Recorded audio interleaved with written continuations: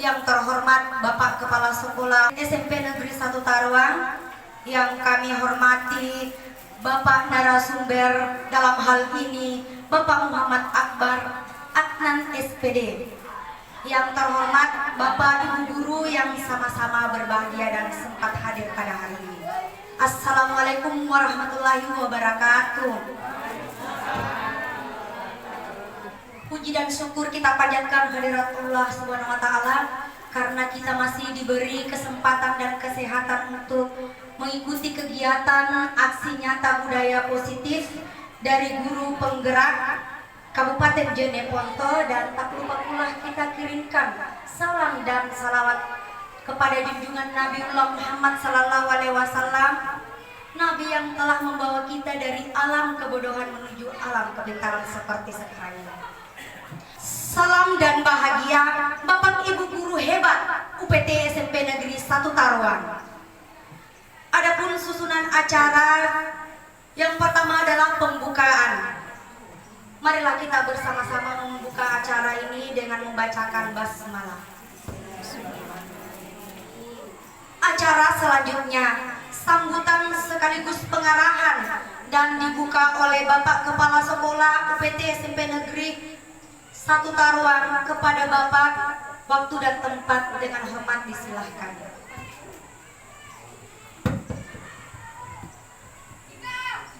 Oke, terima kasih. Yang kami hormati narasumber yaitu Pak Akbar Adnan yang dalam ini selaku guru penggerak. Alhamdulillah kebetulan mendapat tugas di sekolahnya sendiri. Salam serta salam mari senantiasa kita terkait kepada junjungan kita Nabiullah Muhammad Sallallahu Alaihi Wasallam, Nabi yang senantiasa menjadi suri teladan untuk kita semua selaku umatnya agar kita memperoleh kebahagiaan keselamatan dunia akhirat. Bapak Ibu sekalian yang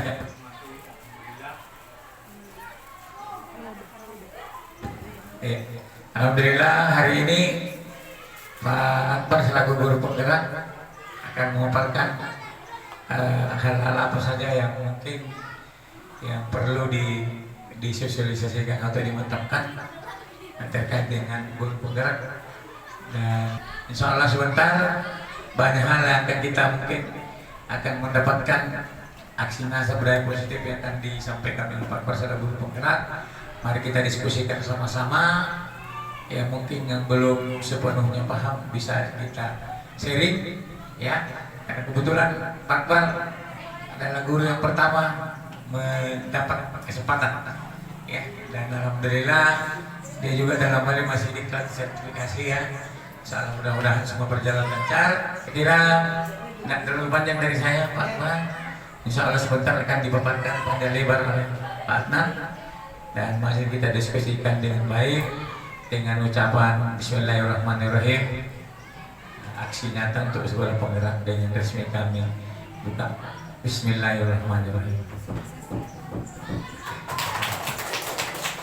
Saya kembalikan kepada Bapak.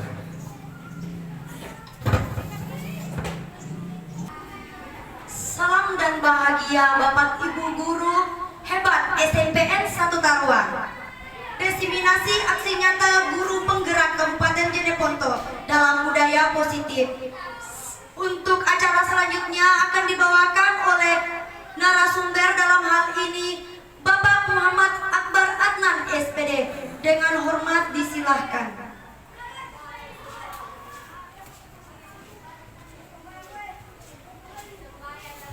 Baik, Bapak Ibu, saya mulai ya kegiatan kita. Assalamualaikum warahmatullahi wabarakatuh. Salam dan bahagia Bapak Ibu guru hebat SMP Negeri 1 Taruang. Pada kesempatan kali ini izinkan saya memaparkan tentang aksi nyata budaya positif ya. Jadi pada kesempatan kali ini mari kita belajar bersama, berkolaborasi, saling mendukung demi mewujudkan budaya positif di sekolah kita tercinta ini. Nah, adapun komitmen belajar pada kesempatan kali ini itu ada 3 ya. Yang pertama, menyimak materi seutuhnya. Yang kedua, aktif dalam kegiatan sebentar. Yang ketiga, Bapak dan Ibu guru hebat, jangan lupa bahagia. Ya. Ya. Dari komitmen ketiga komitmen belajar ini, apakah disetujui atau mau ditambahkan dulu? Disetujui? Oke, kita setujui ya. Oke, baik. Sebelum kita melangkah ke kegiatan inti, saya mau mengajak dari Bapak Ibu sekalian untuk ice breaking dulu terlebih dahulu. Ya. Ya. Oke, jadi ice breakingnya itu seperti ini Bapak Ibu. Apapun yang saya katakan sebentar, Bapak Ibu akan mengikuti dengan gerakan ya. Disepakati dulu. Oke, oke. Begini. Apa mau berdiri atau duduk saja? Oh berdiri. Oke, silakan Bapak Ibu berdiri dulu.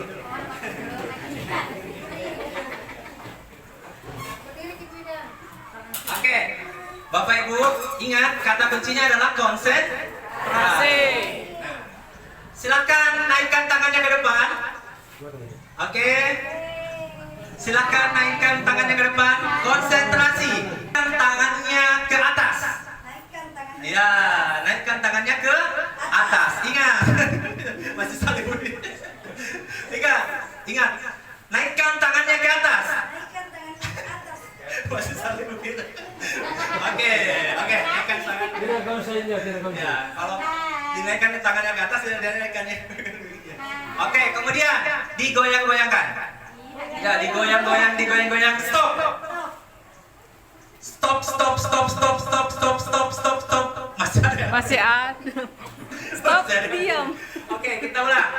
Naikkan tangannya ke atas.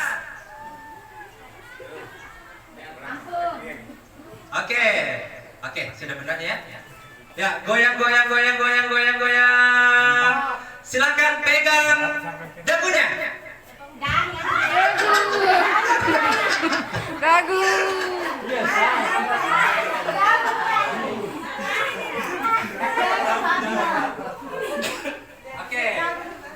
Oke, sekali lagi Bapak Ibu. Silakan naikkan tangannya ke atas. Ya, digoyang-goyang. Silakan dipegang telinganya. Oke, terima kasih. Kita beri tepuk tangan untuk kita semua. Apa itu? Jadi gaya belajar itu sebenarnya ada tiga, ya. Ada yang namanya visual, ada yang namanya auditori, ya. Ada yang namanya kinestetik. Nah, yang kegiatan kita yang lakukan tadi itu ada tiga-tiganya.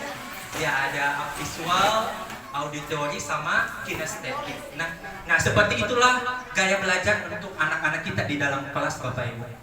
Ya, kita tidak boleh lupa tentang gaya belajar mereka. Ya, jangan hanya satu monoton saja, misalnya hanya menjelaskan tanpa memperlihatkan sebuah visual, ya, atau tanpa melakukan gerakan apa-apa, seperti itu ya. Baik. Nah, kita masuk ke materi utama. Jadi konsep utama budaya positif itu terdiri atas 7. Ya, terdiri atas 7. Yang pertama adalah perubahan paradigma belajar. Kemudian yang kedua tentang disiplin positif. Yang ketiga tentang kebutuhan dasar manusia. Yang keempat tentang motivasi perilaku manusia. Yang kelima tentang posisi kontrol restitusi. Yang keenam tentang segitiga restitusi. Dan yang ketujuh tentang keyakinan kelas. Mari kita mulai bagian pertama tentang pembelajaran paradigma baru. Ya. Nah, dalam pembelajaran paradigma baru ini kita sudah terapkan di sekolah kita, khususnya di kelas 7 ya, tentang kurikulum merdeka belajar. Di mana pembelajaran dengan paradigma baru ini itu dirancang berdasarkan prinsip pembelajaran yang berdiferensiasi. Ya, sehingga setiap murid belajar sesuai dengan kebutuhan dari tahap perkembangannya untuk mewujudkan profil pelajar Pancasila. Kemudian yang kedua itu tentang disiplin positif. Ya, silakan Bapak Ibu diperhatikan dulu pernyataan berikut tentang setuju atau tidak setujukah dari Bapak Ibu sekalian. Yang bagian pertama tentang hukuman dapat mendisiplinkan anak. Apakah setuju atau tidak? Ya. Ada yang mau berkomentar dulu tentang ini? Yang bagian pertama, hukuman dapat mendisiplinkan anak. Adakah dari Bapak Ibu dulu ingin berbicara? Kalau hukumannya itu dalam bentuk apa dulu? Di sini masih secara umum. Iya. Setuju? Ada yang tidak setuju? Ada terlalu setuju. Namanya hukuman itu. Ya, boleh. Boleh.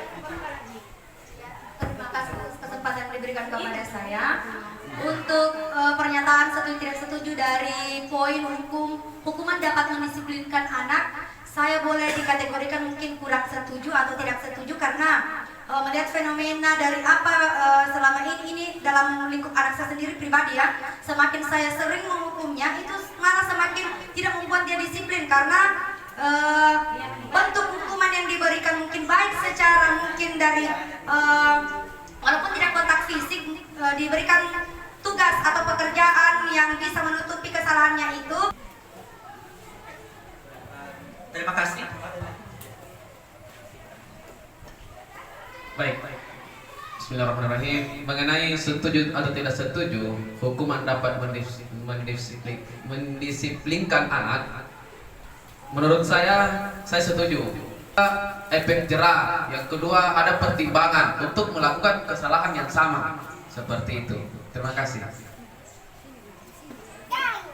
Ada lagi? Kalau dikatakan disuruh memilih setuju atau tidak setuju, saya terkadang setuju, saya juga biasanya tidak setuju, tergantung hukumannya seperti apa. Karena kalau kita melihat hukuman biasa yang diterapkan oleh Bapak Ibu guru, terkadang tidak ada hubungannya atau kolerasinya antara apa yang dilakukan dengan apa yang hukumannya. Hukumannya misalnya tidak mengerjakan perilakunya misalnya tidak mengerjakan tugas, hukumannya disuruh berdiri depan kelas atau disuruh memungut sampah atau disuruh apa. Itu kadang anak-anak bingung, tidak ada kolerasinya atau hubungannya. Kemudian kalau dikatakan setuju, bisa juga itu tergantung dari apa yang mendasari anak-anak berperilaku. Seperti itu. Terima kasih. Ada lagi Bapak Ibu? Cukup? Oke. Nah, sebenarnya dari kata disiplin positif itu dalam budaya kita itu ya maknanya menjadi sesuatu yang dilakukan seseorang pada orang lain untuk mendapatkan kepatuhan, ya, atau cenderung menghubungkan kata disiplin dengan ketidaknyamanan.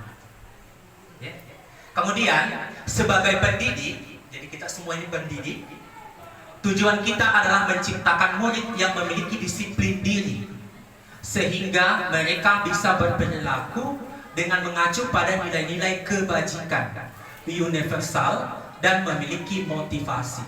Jadi nilai-nilai kebajikan universal sebentar dijabarkan ya Bapak Ibu.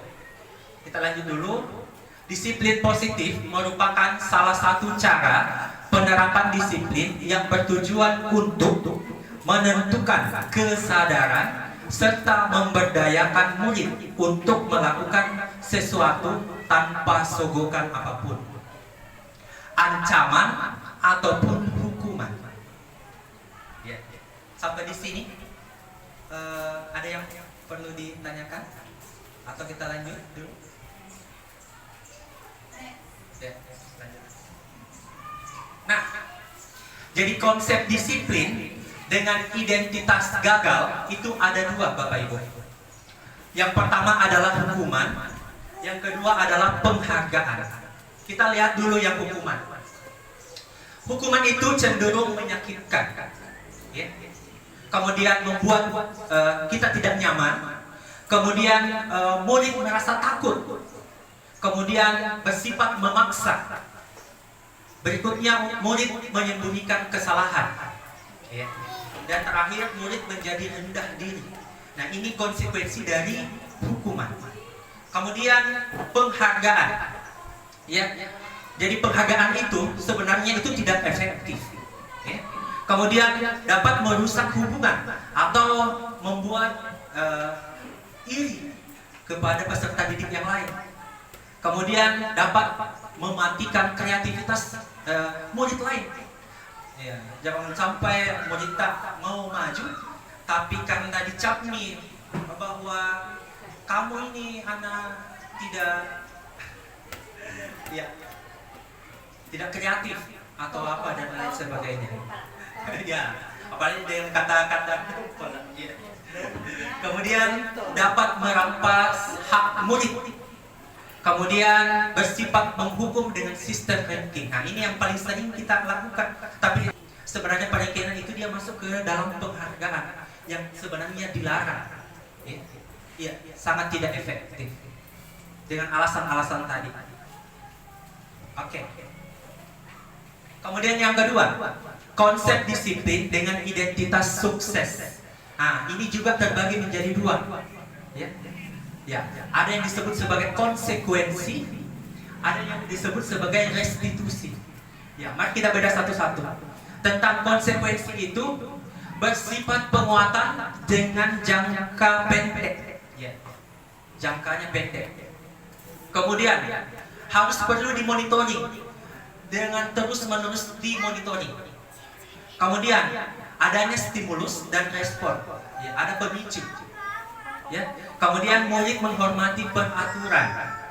Kemudian yang terakhir, dapat kehilangan waktu untuk merenungi kesalahan. Ya. Kemudian yang berikutnya tentang restitusi. Jadi apa itu restitusi? Sebentar dijabarkan, tapi kita lihat dulu.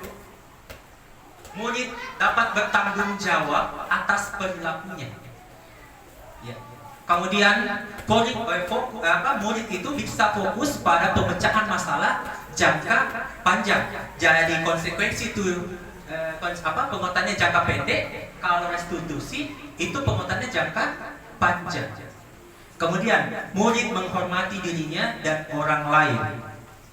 Kemudian dirinya memegang kontrol atau dikatakan teori kontrol. Kemudian yang berikutnya, murid bersemangat memperbaiki kesalahannya. Nah, kita masuk ke bagian ketiga tentang kebutuhan dasar manusia. Ya. Dari slide ini, Bapak Ibu, ada 5 kebutuhan dasar dari manusia. Nah, yang pertama itu tentang kebutuhan bertahan hidup. Nah, ini yang paling penting dan paling mendasar. Ya. Kemudian yang kedua tentang kasih sayang dan rasa diterima. Yang ketiga itu murid butuh kebebasan. Ya. Yang berikutnya murid itu butuh penguasaan.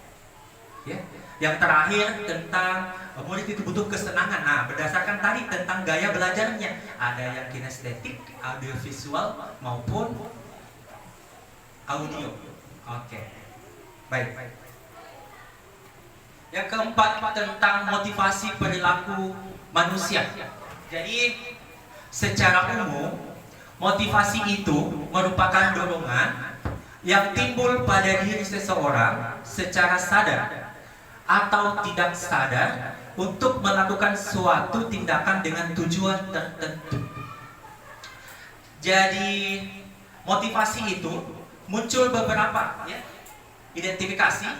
Yang pertama, motivasi itu dapat menghindari ketidaknyamanan dan hukuman. Ya, apa maksudnya? Jadi murid melakukan disiplin diri karena ia takut dihukum. Ya, ini merupakan motivasi ekstrinsik, atau berasal dari luar. Ya. Kemudian yang berikutnya, mendapatkan imbalan atau penghargaan dari orang lain. Apa maksudnya? Jadi murid melakukan disiplin diri karena ia ingin mendapatkan imbalan. Ya, seperti pujian, hadiah, dan lain sebagainya. Ini termasuk ke dalam motivasi ekstrinsik juga. Ya. Yang ketiga, dapat menghargai nilai-nilai kebajikan diri sendiri. Ya. Apa maksudnya? Murid melakukan disiplin diri karena sadar akan nilai kebajikan dirinya. Ini merupakan motivasi intrinsik. Nah, ini yang perlu dikembangkan dari setiap anak-anak murid kita di kelas. Ya, bagaimana caranya kita dapat menumbuhkan motivasi intrinsik dalam dirinya. Seperti itu Bapak Ibu. Oke. Adapun nilai-nilai kebajikan universal yang tadi dijelaskan, ya. Jadi disiplin itu sebagai bentuk kontrol diri, ya, agar dapat mencapai suatu tujuan mulia pada nilai-nilai kebajikan sesuai dengan profil pelajar Pancasila. Jadi Bapak Ibu, kita ingat ada 6 ya, profil pelajar Pancasila. Ya. Yang pertama tentang mandiri, bergotong royong, bernalar kritis, berkemerdekaan global, kreatif, dan beriman kepada Tuhan yang Maha Esa. Ya. Udah kan imannya kan? Oke. Berikutnya tentang posisi kontrol restitusi. Sebenarnya apa itu posisi kontrol restitusi? Jadi posisi kontrol restitusi itu merupakan sebuah pendekatan untuk menciptakan disiplin positif. Jadi restitusi adalah proses menciptakan kondisi bagi murid untuk memperbaiki kesalahan mereka, sehingga dapat membantu murid berpikir tentang orang seperti apa yang mereka inginkan dengan karakter yang lebih kuat. Ini menurut Gosen tahun 2004. Nah, Bapak Ibu sekalian, berikut ini sebentar akan ada sebuah video tentang penjelasan posisi kontrol restitusi. Silakan disimak.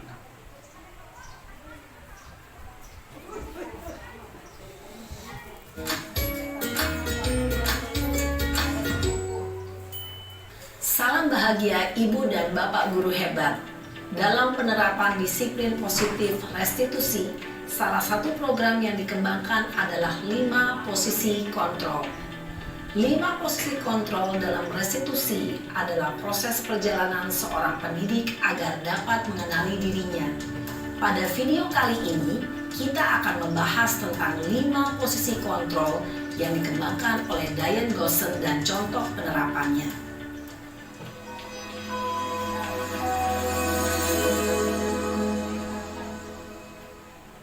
5 posisi kontrol itu adalah 1. Posisi penghukum. 2. Posisi pembuat merasa bersalah. 3. Posisi teman. 4. Posisi pemantau atau monitor. Dan 5. Posisi manajer. Untuk lebih memahami kelima posisi tersebut, mari kita saksikan kasus Naren yang terlambat hadir 20 menit di sekolah dan melihat bagaimana kelima posisi kontrol dalam menghadapi masalah tersebut.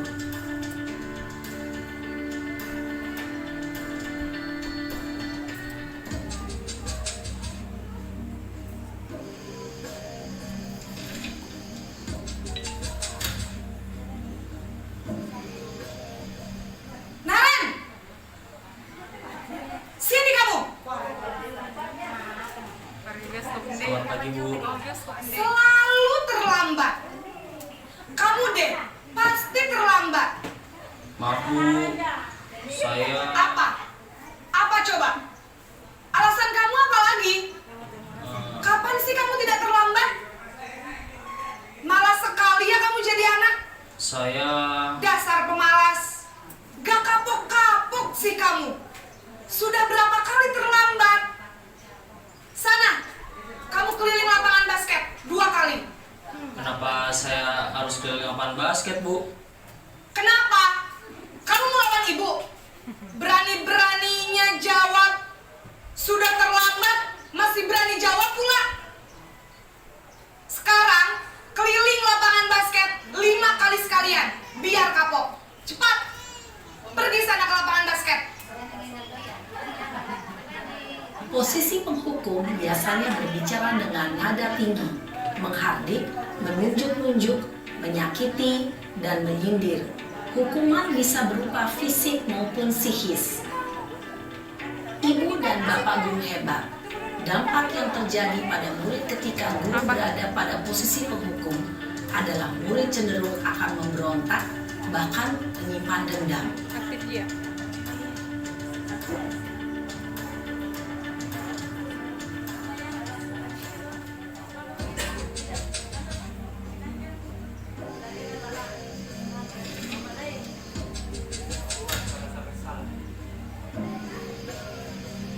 Naren!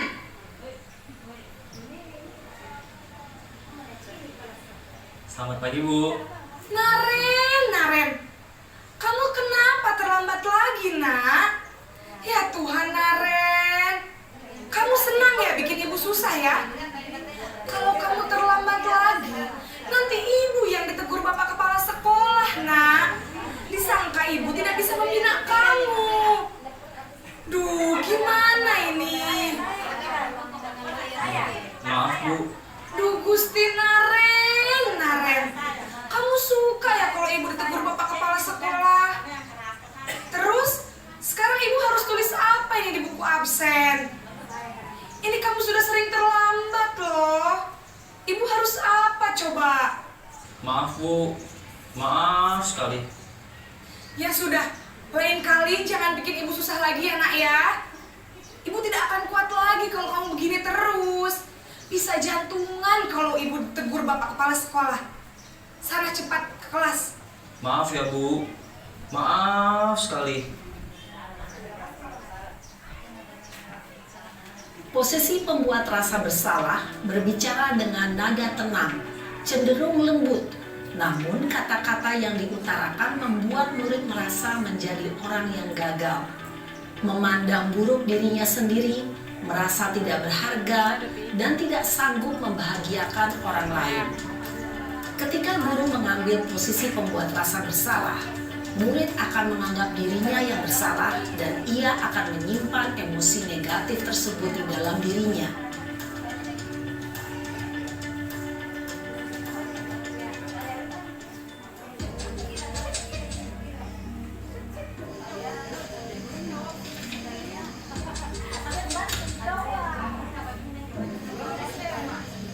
Naren!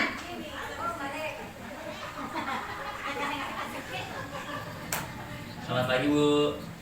Wah, sudah jam berapa ini, nak? Terlambat lagi ya, sayang. Iya, Bu.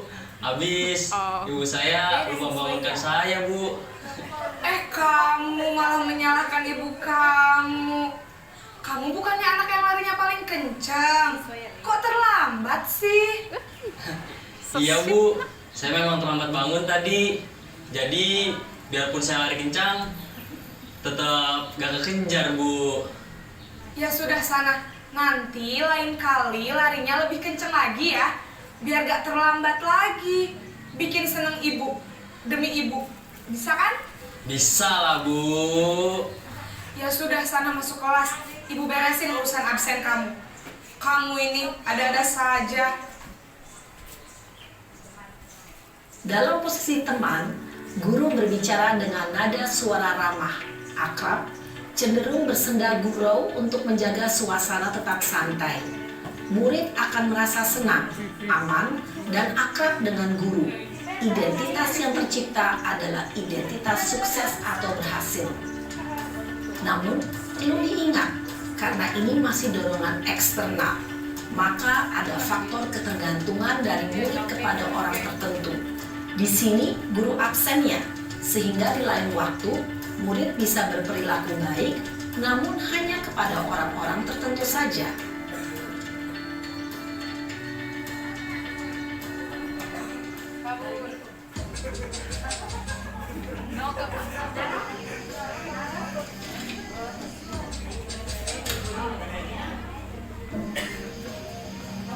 Naren!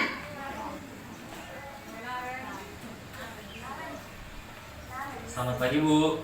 Naren, apa peraturan sekolah kita tentang jam berapa kita harus masuk sekolah, nak? Kita harus di sekolah jam 7, Bu. Iya betul, sekarang sudah jam 7.20. Naren sudah tahu konsekuensinya jika terlambat hadir. Paham, Bu. Saya harus tinggal kelas pas jam istirahat selama 20 menit. Iya benar, konsekuensinya demikian.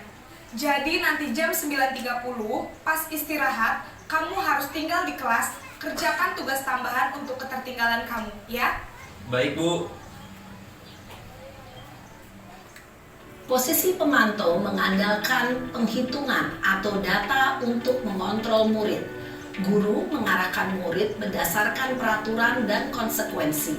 Seorang pemantau menunjukkan bahasa tubuh dan ekspresi wajah yang datar dan cenderung formal.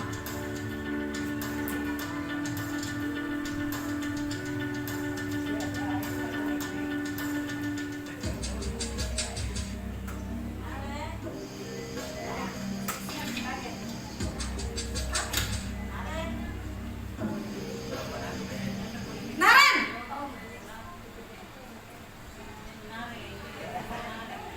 Selamat pagi, Bu. Selamat pagi, Naren. Maaf, Bu. Saya terlambat. Iya, sekolah masuknya jam 7, sekarang sudah jam 7.20. Jadi sekarang bagaimana ini, Naren? Maaf, Bu.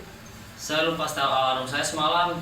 Baiklah, menurut kamu, keyakinan sekolah yang mana yang perlu kamu tingkatkan? Menghargai diri sendiri dan orang lain mungkin ya, Bu. Setuju. Jadi, apakah Naren meyakini prinsip saling menghormati tersebut? Iya, Bu. Saya meyakininya. Apakah Naren bersedia memperbaiki masalah keterlambatan ini? Bersedia, Bu. Bagaimana kamu akan perbaiki masalah keterlambatan ini? Saya akan coba untuk tidak lupa menyetel alarm saya, Bu. Baik, kalau Naren lupa menyetel alarm di rumah, ada orang yang kira-kira bisa bantu mengingatkan tidak? Ada, Bu. Kakak saya, Kak Emma. Ada lagi selain Kak Emma? Selain Kak Emma, ada ibu saya. Baik, jadi yang mengingatkan Naren adalah Kak Emma dan ibu kamu ya? Kira-kira akan mulai setel alarm kapan nih, Naren? Setelah pulang sekolah, akan segera saya lakukan. Baik, jadi Naren akan setel alarm untuk bangun besok pagi dan akan diingatkan oleh kakak dan ibunda Naren ya. Ada lagi yang mungkin perlu dilakukan, Naren? Agar tidak terlambat bangun lagi. Tidak ada, Bu. Baik, Naren. Terima kasih untuk kerjasama kamu. Sekarang kamu perlu kembali ke kelas untuk belajar. Baik, Bu. Terima kasih. Posisi manajer adalah posisi kontrol yang disarankan untuk membimbing murid memiliki sikap disiplin yang positif, yaitu murid yang mandiri, bertanggung jawab, dan dapat memecahkan masalah. Tujuan dari posisi ini adalah agar murid dapat berefleksi atas tindakannya. Guru akan dengan tulus memberikan pertanyaan-pertanyaan bermakna, sehingga membuat murid dapat belajar dari kesalahannya dan mencari sebuah solusi untuk menyelesaikannya.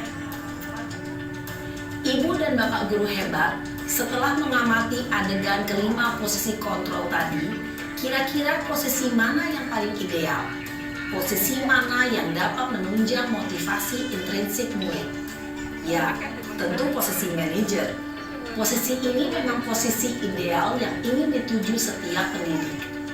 Pada posisi inilah, guru dapat menerapkan disiplin positif yang berpihak pada murid, yang memerdekakan murid.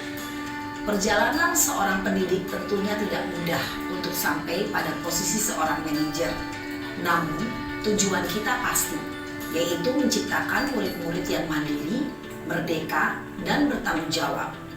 Semoga penggambaran 5 posisi kontrol yang telah diperlihatkan ini dapat menjadi ajang refleksi bagi kita semua, agar dapat terus mengasah dan menerapkan disiplin positif yang memerdekakan murid. Mari terus berlatih dan bersemangat. Selamat menerapkan. Salam dan bahagia Ibu dan Bapak Guru hebat.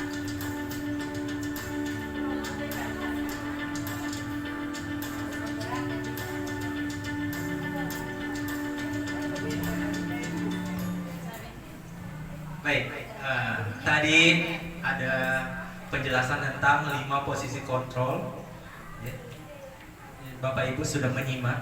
Nah, tadi harapannya kita berada pada posisi manajer. Ya. Tapi paling tidak di sekolah kita ini itu 3 ke bawah, posisi teman, apalagi Bapak Ibu? Ya, pemantau sama manajer. Itu yang paling tidak kita terapkan di dalam kelas kita. Ya, usahakan jangan jadi penghukum Bapak Ibu ya. Tadi sangat tidak enak rasanya kalau kita jadi penghukum. Ya, apalagi pembuat merasa bersalah. Ya. Oh, iya. Ya.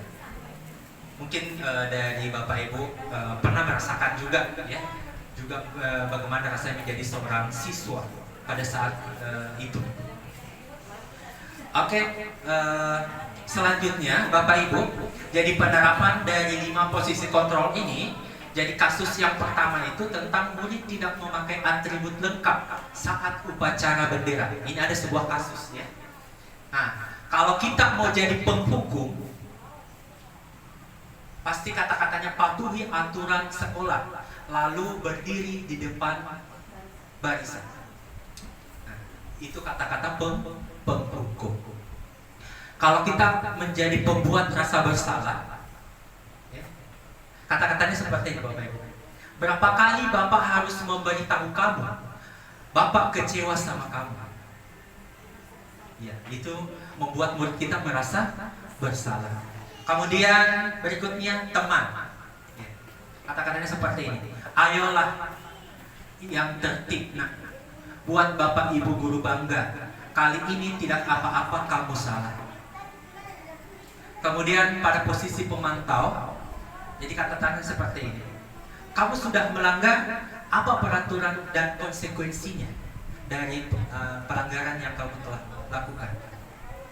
Yang terakhir, posisi manajer. Ya. Jadi kata-katanya seperti ini Bapak Ibu. Nah, apa kamu tahu kesalahanmu? Kira-kira bagaimana kamu akan memperbaiki kesalahan ini? Oke? Nah, yang keenam tentang segitiga restitusi. Jadi yang tadi dibahas tentang segitiga restitusi, nah ini penempakannya Bapak Ibu. Jadi segitiga restitusi itu terdiri atas validasi tindakan yang salah. Ya. Kata-katanya seperti ini. Kamu tentu punya alasan mengapa kamu melakukan itu. Kemudian, adakah cara yang lebih efektif untuk mendapatkan apa yang kamu butuhkan? Nah, kemudian yang kedua, tentang menstabilkan identitas. Ya. Kata-katanya seperti ini. Setiap orang pasti pernah melakukan kesalahan. Yang kedua, kamu bukan satu-satunya yang pernah melakukan ini. Ya. Yang ketiga, menanyakan keyakinan. Jadi kata-katanya, keyakinan kelas apa yang telah kita sepakati. Kemudian berikutnya, kamu ingin menjadi orang yang seperti apa. Oke? Adapun ciri-ciri dari restitusi, itu ada beberapa Bapak Ibu. Yang pertama, bukan menebus kesalahan. Jadi restitusi itu sifatnya bukan untuk menebus kesalahan, tetapi belajar dari kesalahan yang telah diperbuat. Kemudian restitusi itu dapat memperbaiki hubungan. Berikutnya sebuah tawaran dan bukan paksaan. Berikutnya dapat menuntun untuk melihat ke dalam diri seorang anak. Kemudian berikutnya mencari kebutuhan dasar yang mendasari tindakan yang telah ia lakukan. Kemudian yang berikutnya, fokus pada karakter, bukan tindakan. Ya, yang sukanya Bapak Ibu menjadi penghukum, ya itu harus dikurangi Bapak Ibu. Ya, yang kita fokuskan di sini adalah karakter dari seorang anak, itu muncul.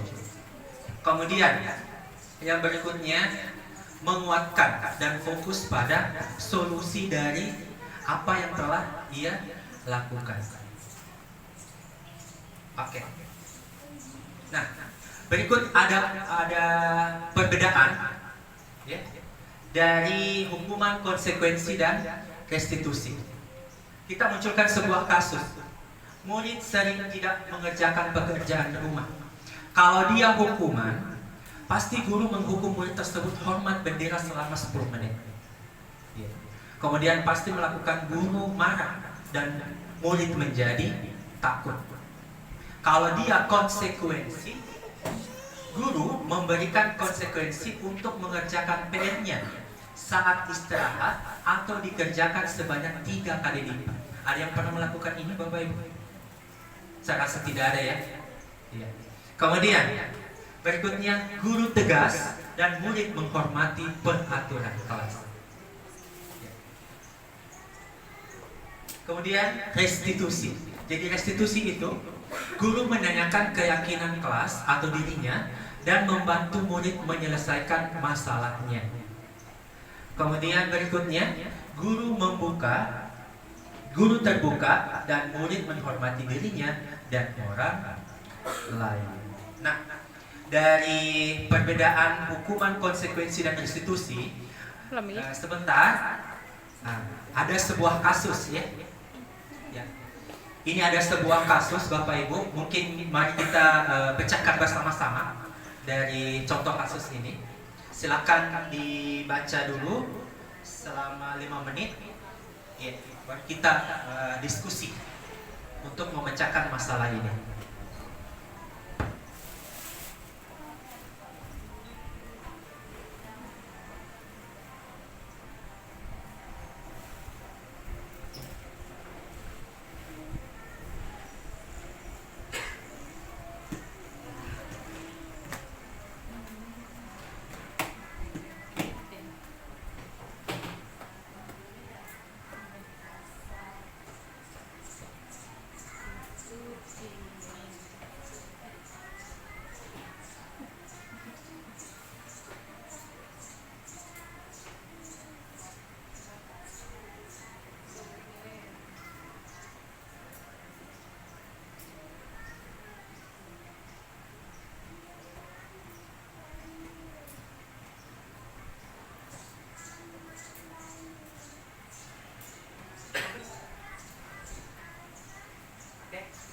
Sudah dibaca kasusnya Bapak Ibu? Ya. Nah, pertanyaannya, apakah Bapak Ibu setuju dengan tindakan yang dilakukan Pak Bidan terhadap Dani? Ya, ada yang mau berbicara Bapak Ibu?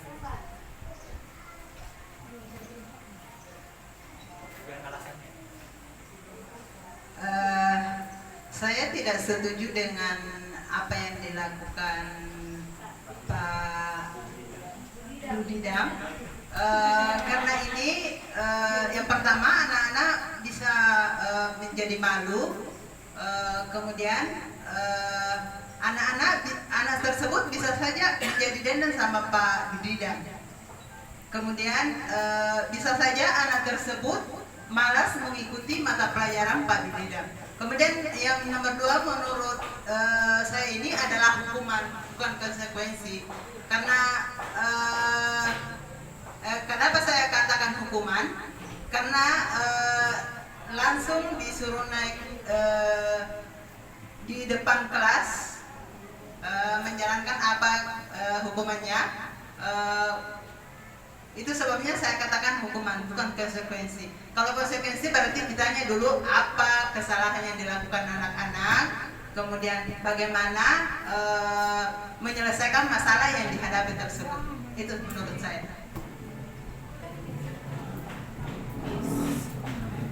Oke, dari Bapak Ibu ada yang lain? Ada yang mau berbicara? Bisa?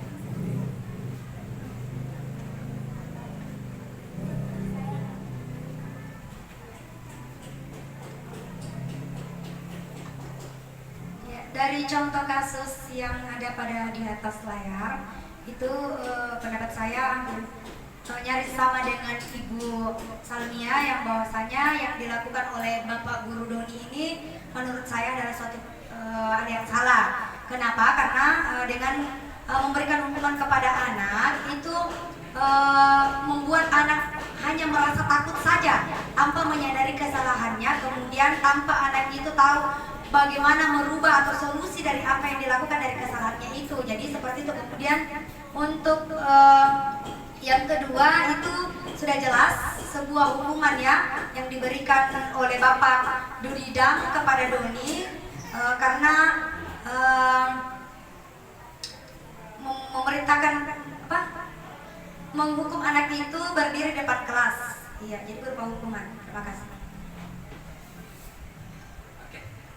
Jadi saya sepakat dengan pendapat dari Ibu tentang tindakan yang dilakukan oleh Pak Dudidang ya. Ya. Oke, selanjutnya. Nah, mari kita Bapak Ibu mengidentifikasi beberapa pernyataan berikut. Apakah dia termasuk hukuman atau konsekuensi? Kalau yang pertama, mencatat 100 kali di dalam buku kalimat, saya tidak akan terlambat lagi karena terlambat ke sekolah.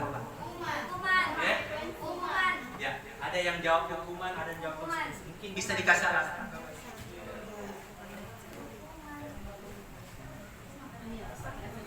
Ya, makasih.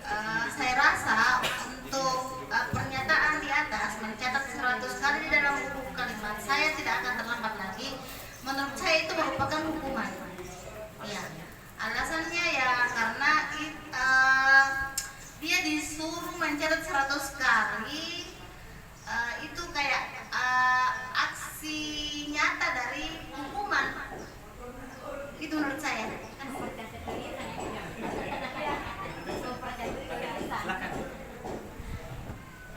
Oke, terima kasih atas kesempatannya. Jadi saya katakan mencatat 100 kali di dalam buku kalimat, saya tidak akan terlambat lagi.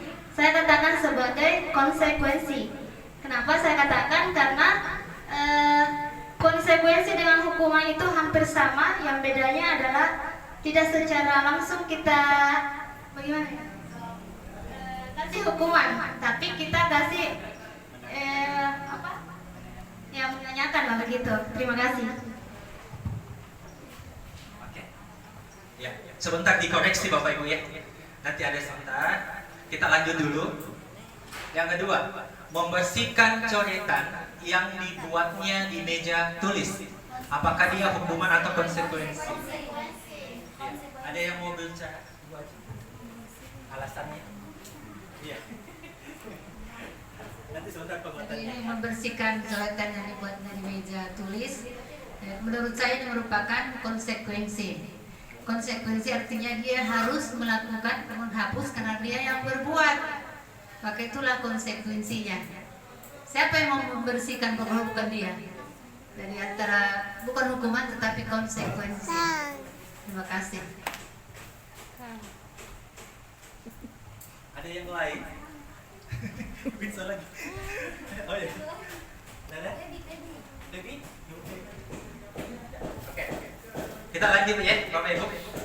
Murid diminta untuk push up 15 kali karena tidak menggunakan masker ke sekolah.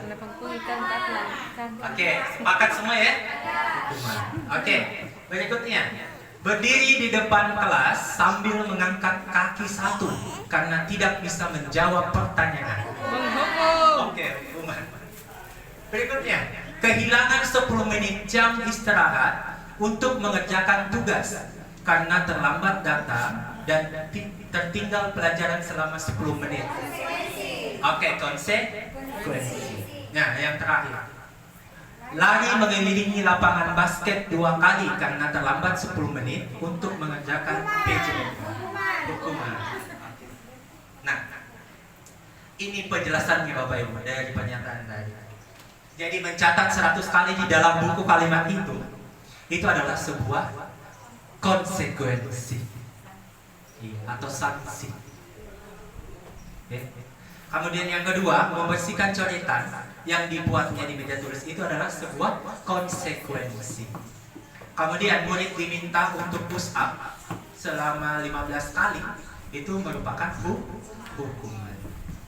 Kemudian murid berdiri di depan kelas sambil mengangkat kaki satu. Itu termasuk ke dalam hukuman. Berikutnya, duduk di bangku di pinggir lapangan pada jam istirahat. Nah, itu jawabannya konsekuensi. Yang terakhir, lari mengelilingi lapangan basket. Itu merupakan konsekuensi. Nah, jadi Bapak Ibu sudah tahu yang mana hukuman, yang mana konsekuensi. Nah, yang ketujuh, mengapa keyakinan kelas? Ya, jadi keyakinan kelas itu berdasar pada nilai-nilai kebajikan, bahwa menekankan pada keyakinan seseorang akan lebih memotivasi seseorang dari dalam, atau dapat memunculkan motivasi intrinsik atau dari dalam diri. Nah, contoh kasusnya, mengapa kita memiliki peraturan tentang penggunaan masker dan mencuci tangan di setiap saat? Ya, kemungkinan jawaban Bapak Ibu untuk kesehatan dan atau keselamatan diri. Ya, itu merupakan contoh dari keyakinan kelas. Nah, berikutnya, jadi keyakinan kelas itu ciri-cirinya, dia selalu bersikap positif. Ya. Kemudian ciri-cirinya yang berikutnya, senantiasa menjadi diri yang terbaik. Kemudian percaya dan menghormati orang lain serta barang miliknya. Kemudian berkomitmen terhadap setiap tugas yang ia miliki. Kemudian yang terakhir, dapat senantiasa membantu. Ya. Contohnya kalimat negatif, jangan berlari di kelas, seharusnya berjalanlah di kelas. Mungkin Bapak Ibu punya contoh keyakinan kelas lain yang bisa digambarkan.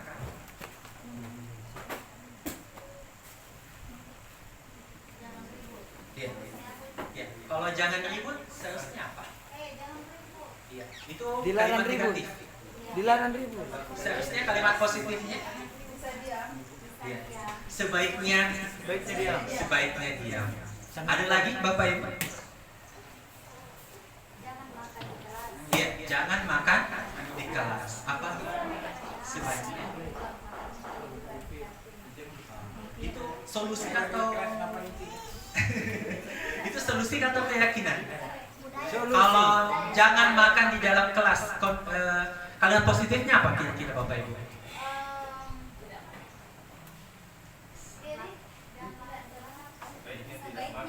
Nah, itu sebabnya. Kira-kira apa kalimat yang positif kalau dilarang makan di dalam kelas?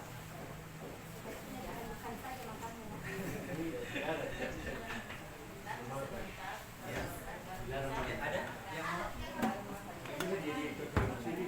kalimat positif? Ya, coba yang buang. Makanannya bisa disimpan dulu. Ya, boleh. Ada lagi Bapak Ibu? Iya. Iya. Sebaiknya makan. Ada mau sama tapi tidak. Itu solusi kan? Banyak yang usia.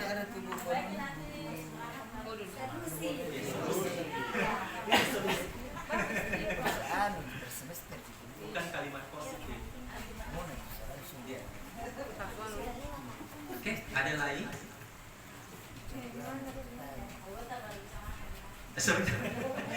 Sebentar baru bisa makan nanti. Oke.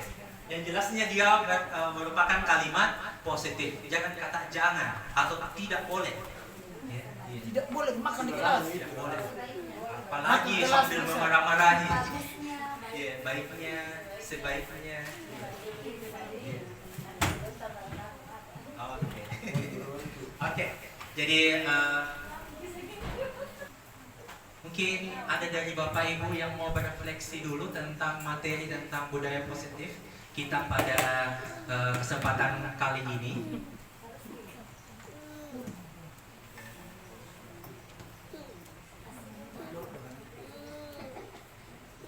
direnungkan dulu. Iya. Dikasih waktu, bisa boleh? Saya kasih waktu 5 menit Bapak. Ya, boleh saya kasih waktu Bapak Ibu 5 menit untuk berpikir tentang refleksi yang pembelajaran kita pada kali ini.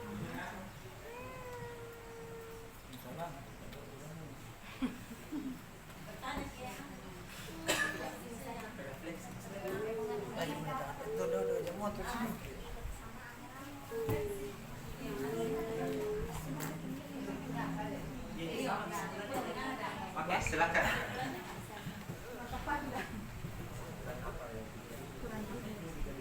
kasih. Assalamualaikum warahmatullahi wabarakatuh.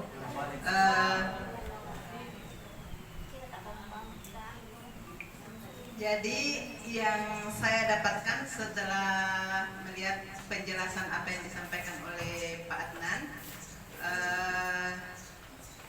ini terutama yang 5 posisi di situ yang ada manajer itu kalau bisa itu yang diterapkan di sekolah, di kelas. Kemudian kalau menurut saya hukuman yang diberikan biasa hukuman yang diberikan kepada anak-anak selama ini itu tidak membuat anak-anak menjadi disiplin dari dalam, ya, malah membuat anak-anak menjadi malas, takut, kemudian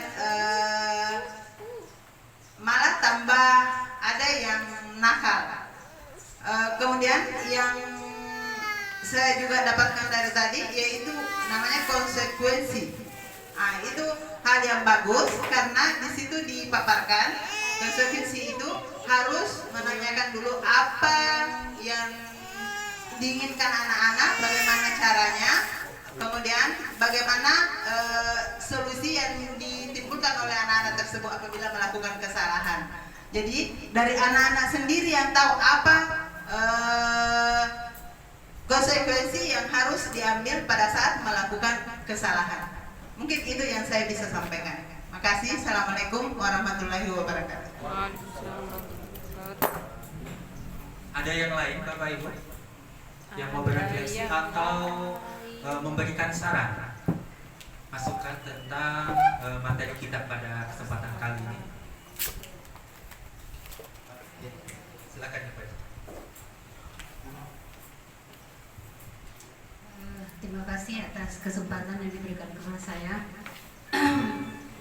Saya secara pribadi merasa berterima kasih kepada pemateri atau narasumber karena melalui pemaparan tadi saya dapat mengerti bagaimana cara menghukum anak-anak, bagaimana cara memberikan sanksi, dan apa solusi yang terbaik agar anak-anak dapat merasa bertanggung jawab dan jangan cuma dihukum atau jangan sekali-kali dihukum, tetapi memberikan konsekuensi. Oke, terima kasih.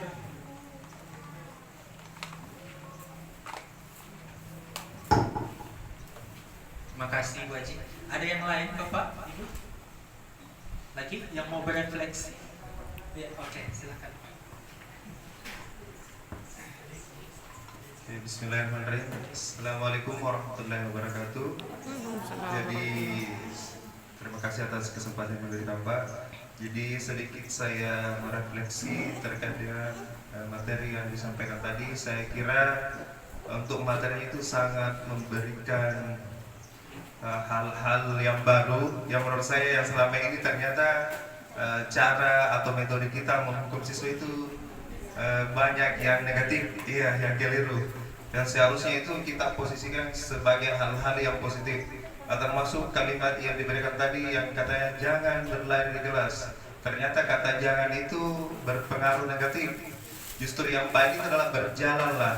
Artinya dalam hal ini bahwa ternyata kalimat atau kata positif itu justru memberikan hal-hal yang baik untuk kita dan siswa itu sendiri.